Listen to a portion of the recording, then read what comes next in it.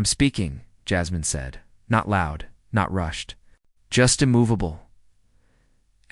Melania Trump had leaned in just moments earlier, her voice dipped in politeness. Eyes cast toward the moderator as if to say, let me rescue this moment.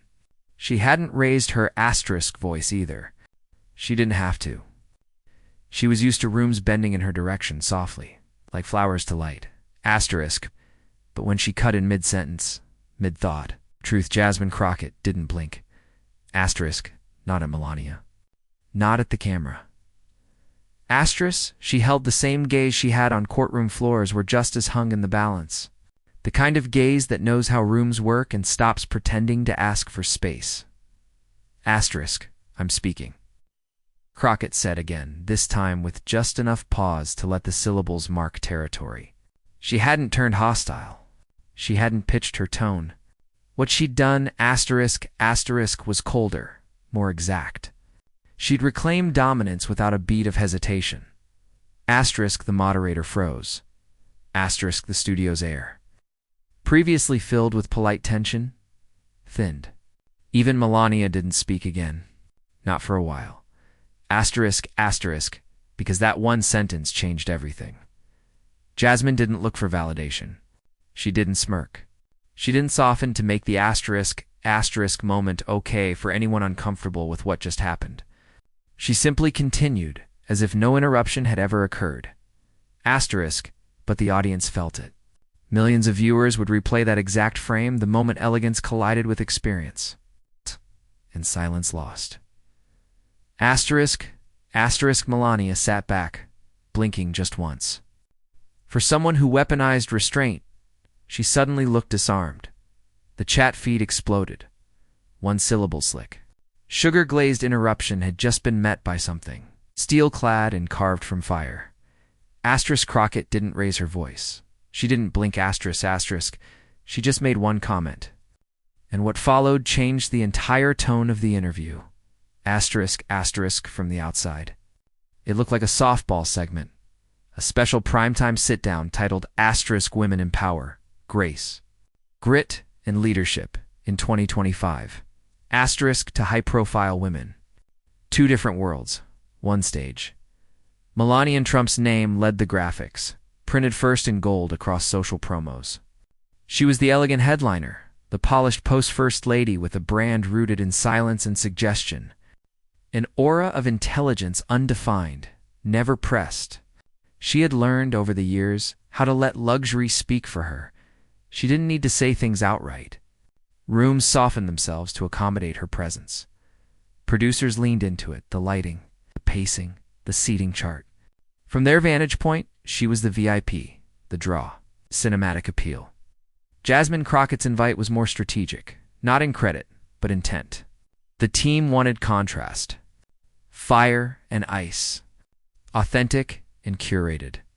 They knew Crockett came with clarity, not costumes. She didn't bundle her truth and tone. She didn't perform for approval. She did the work.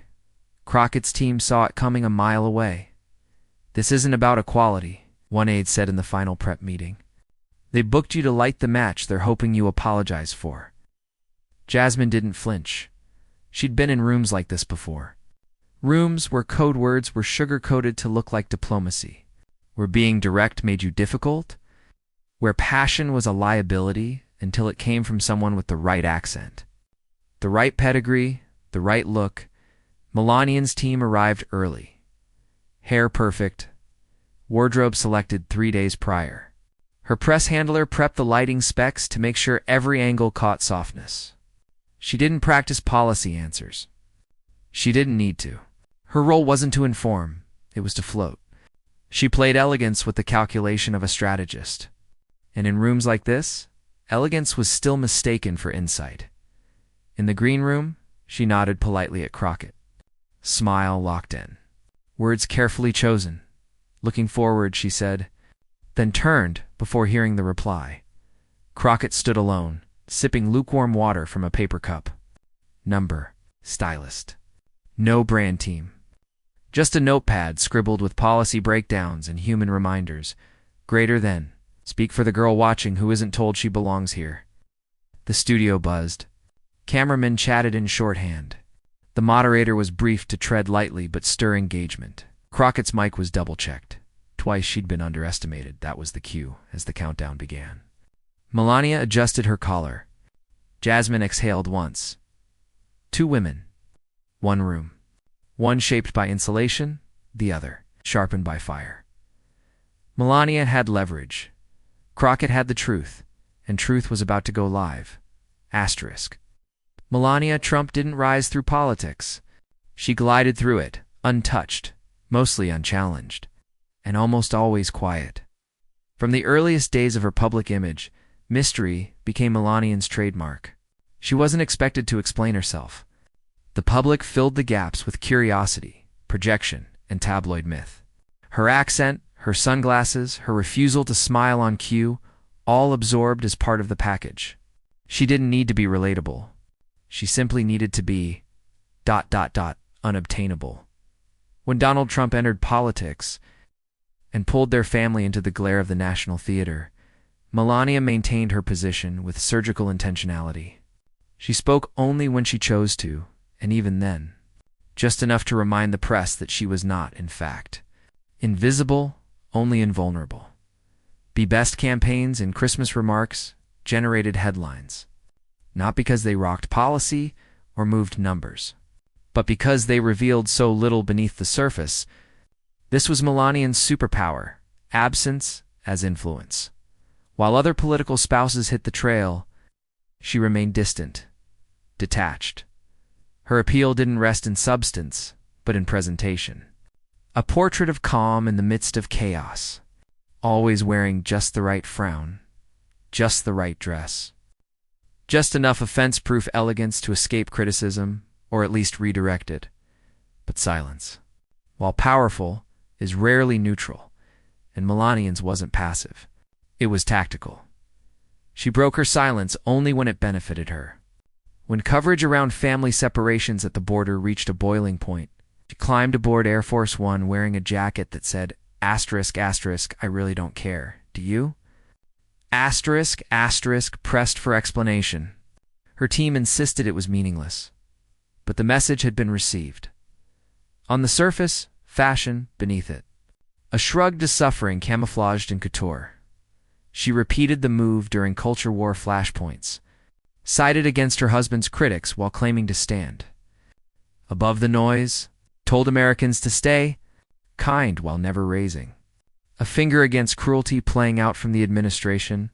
She quietly lived within, and for many, it worked. She was seen not as a villain, but a cipher, the elegant mystery, the powerless woman quietly surviving her own marriage, the classy one, the wronged woman. Familiar tropes, reheated and resold to a country desperate to believe that deep down, someone in that White House got it. But survival and complicity can wear the same dress. And over time, Melania drifted from symbol to shield. Her brand became a buffer for decisions made just out of her frame, but never out of her reach. The media played along. Even critics tread carefully, because attacking silence feels aggressive, because she smiled just enough, said just enough. Her restraint was praised as wisdom, her distance mistaken for elegance. But make no mistake, she understood exactly how her image worked. Melania didn't need to dominate a room. She just had to act like she belonged everywhere, and let the institutions do the rest. That's how quiet power works. Soft tone, sharp edge, enough plausible deniability to turn any confrontation into a misunderstanding. Enough charm to dismiss truths as tantrums. It's how she navigated interviews, deflected critique, and turned gracious disagreement into a tool to disarm louder roar. More urgent voices, especially when those voices came from women without her accent, without her access, and without the safety of millions softening their arrival before they even walked in the room. She'd used it on reporters. She'd used it on critics. And as she prepped for the interview with Jasmine Crockett, she assumed she'd use it again, not overtly, not cruelly. All she'd have to do was speak calmly while Crockett sharpened her truth and let Crockett's clarity be mistaken for combat. Let the audience decide that volume equals aggression. That intensity equals instability. That experience equals overreaction, Melania. Didn't need to win the debate. She just needed Jasmine to look like she didn't belong in it. That was the play. The one that had worked so many times before. But this wasn't. An echo chamber stacked with handlers and headline writers. This was Jasmine Crockett, a congresswoman raised by voices that never had the luxury of being heard first or at all. And Crockett hadn't come to perform. She came too. Correct. Asterisk, asterisk. Melania thought Crockett would play along. Asterisk, asterisk, asterisk, asterisk. She didn't realize Crockett wasn't built for performance. She was built for truth. Asterisk, asterisk, asterisk. Jasmine Crockett didn't inherit power. She inherited pressure, raised in the working-class heart of Texas. She came from people America doesn't quote, people who built their lives in systems not designed for them, who kept food on the table without headlines or handouts. Her mother worked double shifts. Her father repaired things others threw away. Neither had press agents. Both had a spine made of truth. In her house, survival wasn't drama, was daily life. Bills were paid late, meals were stretched, and pride wasn't something worn, it was something earned. It lived in every doctor's visit paid in cash, every community meeting attended after a 10-hour shift, every yes, ma'am taught not out of fear but out of discipline. Jasmine knew early that her voice would have to work twice as hard to be heard. But instead of shrinking it, she sharpened it. Law school wasn't prestige. It was purpose. It wasn't for networking galas or future boardrooms. It was because she had watched good people. Smart people, robbed of freedom by systems that barely listened before convicting. Watching her community battered not by bad luck, but by biased laws, lit a fire in her belly so loud she could no longer sit still. She gritted her way through school while classmates floated, while others courted clerkships at firms with tall windows. She spent her summers in courtrooms stained with bureaucratic dust, sitting next to men wrongly accused and women told they were speaking out of turn. And when she passed the bar, she didn't head to comfortable offices with glass doors and espresso machines. She went back to the same communities that taught her how to fight with eyes wide open, heart still bruised from what she'd seen, and hands already open to carry someone else's burden. Her courtroom victories weren't glamorous. They were fought under bad lights with tired judges. But she didn't care about glamour. What mattered were the mothers who walked free, the cases dismissed. The fear lifted. She became known as the woman who showed up, the one who took calls when no other lawyer would, the voice that made overpaid dust stumble through their notes in rooms they'd always assumed they owned. But still, the rooms didn't change. She watched rich men quote policy wrapped in passive aggression. She watched judges speak kindly, but swing harshly. She saw what career politicians called logic, but what her community felt as punishment. It wasn't chaos. It was controlled injustice, and Jasmine refused to be part of it, so she ran for office. Not because it was her plan, but because no one else was offering. To fight back with her name on the line, they told her she was too mouthy, too new, too styled. To direct, she smiled, and ran anyway in Congress. She didn't flirt with the Beltway. She came in like a statue with breath. Chambers built to silence her found themselves echoing her name. She didn't wait for talking points. She was the talking point, because she had lived every sentence she spoke. That's why it wasn't hard to see. Through polished games, she could smell performance before the cameras turned on. So when she was booked to sit beside Melania Trump, she didn't bring reverence. She brought receipts. She didn't see a former first lady surrounded by handlers and stylists. She saw another practiced mask. She had faced judges who smirked in silence while sending teenagers to jail cells. She had debated white men with degrees who used statistics to dress up suffering. What Melania represented wasn't new. Quiet power. Selective empathy. Elegance used as armor to avoid confrontation while remaining central. Untouchable. Jasmine had cracked that before, and she would do it again. The difference was, this time, America would be watching, and Jasmine knew exactly who she was speaking to. She was speaking to working black women who'd been told to wear beige and keep it light during job interviews, 2 immigrant daughters who translate for their parents but still here. Newscasters mocked their accents to every student, told they were too passionate, too loud, too much. She wasn't just representing a district. She was carrying a demographic told constantly to perform respect before receiving it. But Jasmine didn't perform, she reflected. She brought with her the stories that don't get archived, the kind that die in waiting rooms or bail hearings or HR offices, unless someone in power has the courage to say them out loud. Melania brought posture. Jasmine brought purpose. And in that difference lay the deepest silence. Because silence is only golden when it doesn't mask harm, Melania expected.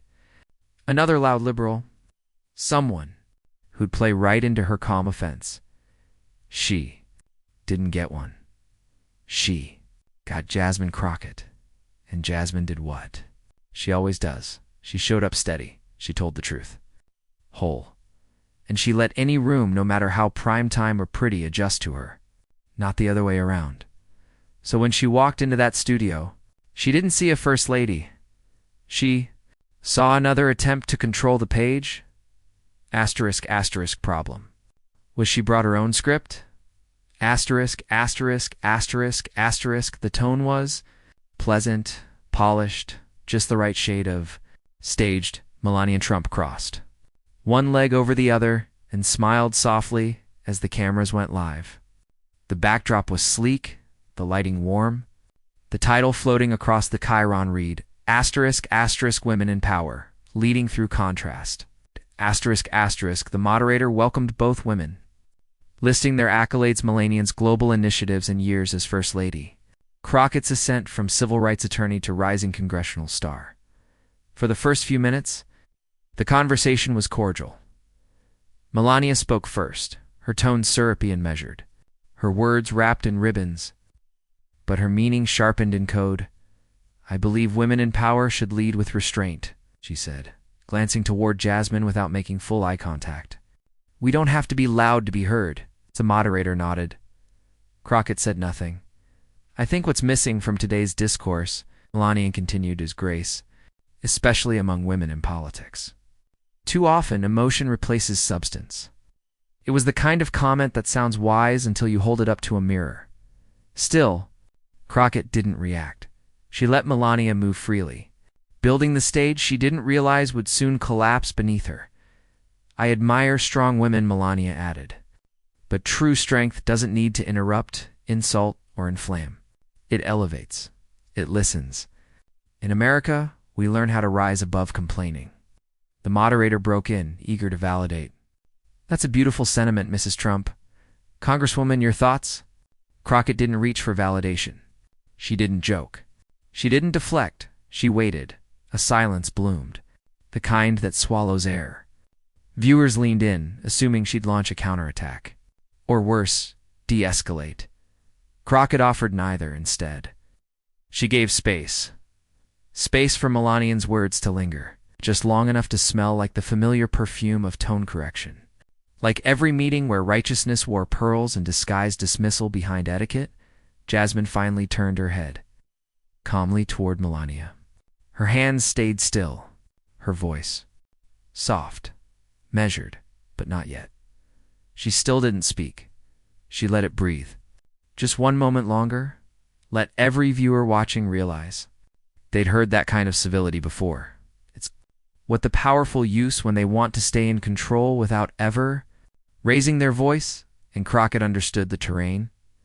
She could see the trap replaying itself, the one where black women are framed as angry while being accurate, the one where a calm lie earns more airtime than an uncomfortable truth. This wasn't new. It was just televised. The next question came, something about policy, something strategic, but Crockett didn't move to answer that just yet, because this wasn't about policy anymore. It was about who America allows to sound like the adult in the room. And right now, Melania was performing authority, polished, poised, careful. But Crockett, She was holding truth on her tongue, not to lash out, but to rearrange the entire conversation. The moderator nodded again, unaware they had wandered into a shift. Even social media hadn't caught up yet. But it was about to, because Crockett finally cleared her throat. Small move, but it meant the pause was over. She reached not for the microphone, but for everyone who'd ever been interrupted, politely, corrected gently, minimized gracefully. And just when viewers thought Crockett would pivot politely, she spoke. Asterisk, and even. Twitter had to rewind what she said next. ... asterisk. Jasmine Crockett didn't shift in her seat. She didn't lean forward. She didn't raise her voice. She just spoke. Slowly, clearly, as if every word had waited its whole life to be heard. You know, it's Trump, she began, her tone even. I'm not offended by what you said. I'm just not surprised. Melania turned slightly, her features carefully composed, but her eyes darted. She knew by now the temperature had changed. I spent most of my adult life in rooms where my volume mattered more than my message, Crockett continued. Not looking at Melania, not looking at the moderator, looking into the camera, into the homes of every viewer who'd once choked on their silence. Forced to smile through dismissal, delivered with pearls and perfume. The way you spoke just now, she said, about grace. About not being loud, not complaining. That's familiar. That's what this country tells women like me when it wants us to disappear. Nicely. The room shifted. Crockett's voice didn't. Still low. Still sharp. You said real leaders aren't loud. But what we call loud is often just a woman not shrinking when she wasn't invited to speak. What we call disruptive is just someone refusing to flatter the format. She glanced, just briefly, at Melania. You've been allowed to glide around power without having to defend it. Some of us have had to confront it, fight it, and survive it out loud. Now the moderator sat still. Crockett kept going. You talk about rising above. But rise above what, exactly? Injustice? Racism? Being paid less? Heard late? Or not heard at all? Then came the first silence, the kind that pinches at the collarbones. See, in your world, silence is protection. In mine, it's punishment. Quiet again. Crockett's voice softened even more, which somehow made it hit harder. You were given silence, she said. We were given survival. Don't confuse the two. And with that, she turned directly to Melania, not cruel, not cold. Just undeniably clear. It's easy to call for grace when the system you live in was engineered for your benefit. When no one questions your accent, your tone, or your right to be sitting here. Melania's smile cracked. Just slightly.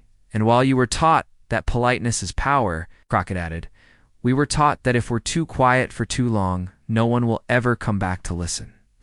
She didn't pause for effect. She wasn't reading lines.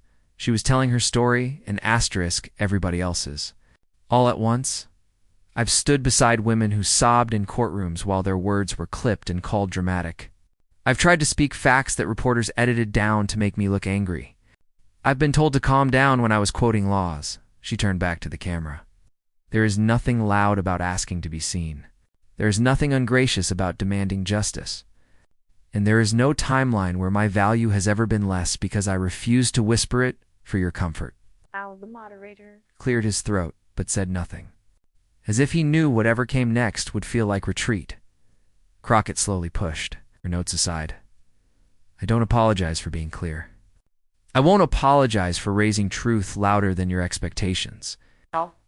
The line, the one that would end up on t-shirts, TikToks, classroom slideshows, and Capitol Hill transcripts? Greater than you were given silence? We were given survival. Don't confuse the two. Melania didn't speak. The camera cut to her face, lips still parted, eyes glass-like with glints of a stunned blink she was trying not to show. On most panels, someone would jump in now. Steer the ship. Smooth the moment. But no one did, because there was nothing left to add. Crockett had said it, all end. Said it without raising her voice once. The silence afterward. It felt like a decision everyone made together. Kind of silence that follows truth to peer too. politicize, and all at once. The producers understood. They'd booked a soundbite and ended up broadcasting. A reckoning. The moderator glanced off camera. "Let's take a quick break," said. The screen faded to black. But Twitter.x, formerly Twitter, was already ablaze. "Rewind that immediately." She just lit a candle in a fireproof room. Don't confuse the two. "I'm sobbing." Jasmine Crockett just redefined calm power. Broadcast looped the clip 4 times before the segment even resumed. Crockett didn't gloat. Melania sat still. Very still? And the rest of the room? Frozen, because in 5 minutes, without shouting, without condescension, without performance, Jasmine Crockett didn't just respond. She unveiled something raw. She pulled the curtain off civility and showed America where it hides its scorn. That interview was meant to showcase contrast instead. It ignited clarity. The camera cut to a commercial. But the internet. It never cut back.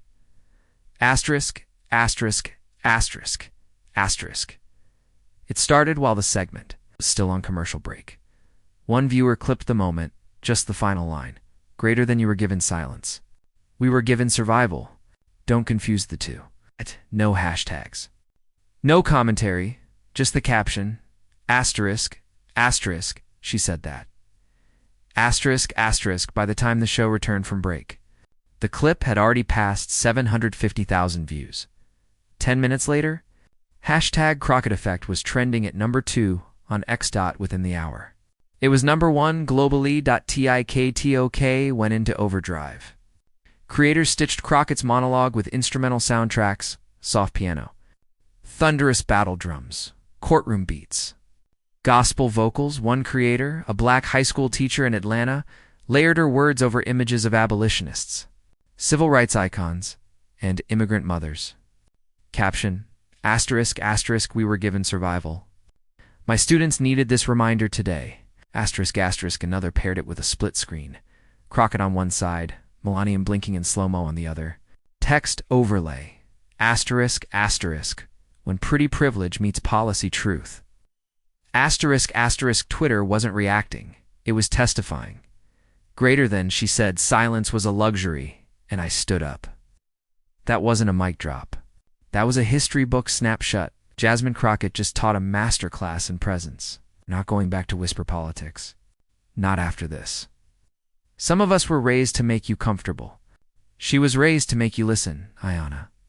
Presley reposted the clip with a single line. Some truths don't ask permission. They just arrive. Trevor Noah posted on Threads. Greater than. That was a clinic in respect with consequences. More of that. Please. Commentators started calling what they witnessed not just a powerful moment, but a rupture in Slack channels and newsrooms. Producers swapped transcripts. Editors fast-tracked think pieces. Politico published one before noon the next day. Jasmine Crockett and the end of graceful gaslighting. And then slowly. The establishment tried to respond. Melania's team issued a 1-paragraph statement that went live for just under 4 hours. Greater than. Mrs. Trump believes decorum is essential in public discourse and remains committed to uplifting respectful dialogue between women of all backgrounds. One sentence caught everyone's attention. Public confrontation is never the answer. TikTok had a field day. Reaction videos exploded. Commenters scoffed. Greater than confrontation is how we got women the mic. Imagine calling truth-telling a threat. Now they're scared of polite truth. 2. Greater than she didn't even raise her voice. That's what shook them. The post quietly vanished later that night. Screenshots didn't. They lived on. Framed side by side with Crockett's quote. TikToks looped them. Instagram carousels dissected it. That's when the ripple deepened. College. Professors added Crockett's clip to digital. Syllabi under modern rhetoric and power. Churches played it between. Sermons. An all-girls charter school in Michigan hosted a Speak Like Crockett challenge. using her monologue as practice and clear articulation under pressure. A New York Times columnist declared, **** Crockett didn't just speak back to Melania. She broke an entire style guide built around passive authority. An NPR panel called it, the moment tone policing flinched. ***, the truth was this. Crockett had done more than deliver a viral moment. She'd torn open a long-held wound without screaming, and millions saw themselves in her calm, not as silent. But as prepared, she became a conduit. For every woman told to fix her face, for every immigrant asked where they really came from, for every mother pacing a courtroom hallway while policy hid behind paperwork, for every person who had to laugh through a slight just to keep the peace in whitewashed institutions. Melania hadn't been evil. She'd been predictable. Crockett had been revelatory. The internet wasn't just reacting to what she said. It was responding to how perfectly timed. It had been how many people had needed to see that moment delivered not in rage, but in dignity, wrapped with a blade. And unlike most viral clips, this one wasn't just quotable, it was usable. At protests, in boardrooms, in staff trainings, at the dinner table. Greater than you were given silence. We were given survival. Don't confuse the two. It applied everywhere. By the next morning, shirts were printed, posters designed, podcasts recorded. The phrase was already entering canon, but tucked beneath all of it, behind the memes, the praise, the views, something else began. Private meetings, phone calls without public statements, a recalibration of who exactly now held influence inside the buildings that had never expected. Someone like Crockett to both arrive and command attention. She had shaken the narrative, realigned audience loyalty, and while America was celebrating her voice, ***, the backrooms of power were realigning. Backstage, under the lights that never fully shut off, the aftershocks came fast and quiet. Producers leaned into each other's ears. Do we rebook her for prime time? She just owned the internet. Is our anchor strong enough to handle that without losing control? Someone suggested a Sunday slot, one of those safe lens interviews, where they soften the edges of a viral voice. Another whispered about pairing her with someone a little more neutral next time. But nobody dared say it out loud. She had just outplayed the format, not with volume, but with volume control. Not with rage, but with range. In the corners of conference rooms across D.C., the conversation swirled. She's not a congresswoman. One major Democratic donor told a media strategist later that evening. She's a movement. Campaign staffers texted each other links. Hill aides threaded screenshots into group chats. That's how you speak without permission, one message read. That's how you command without giving comfort. All over Capitol Hill. The usual debate reconfigured itself. Not what she said, but what she'd triggered. Some of her own colleagues hadn't known whether to high-five or hide. A few sent her private notes. Quiet congratulations. That was powerful. You said what I couldn't. Crockett wasn't basking in any of it.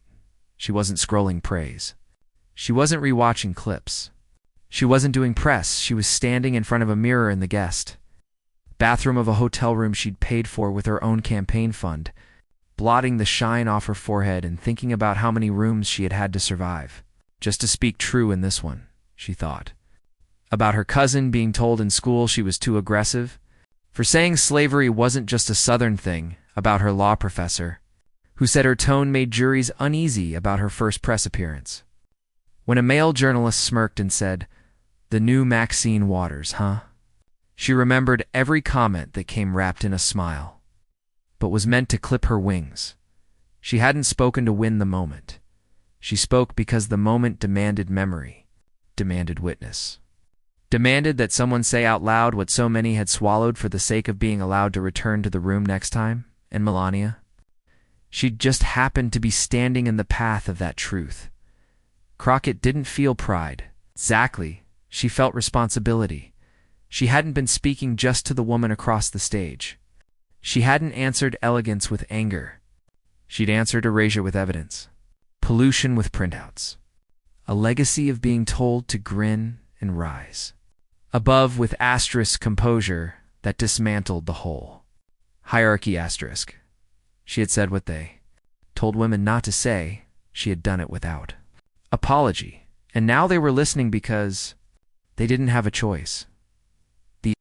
The system had registered her not as a fresh voice or a rising star, not with the condescension wrapped in praise, but as a reimagining of what leadership might look like when truth becomes the brand, not the liability. She didn't win the conversation. She shifted the framework.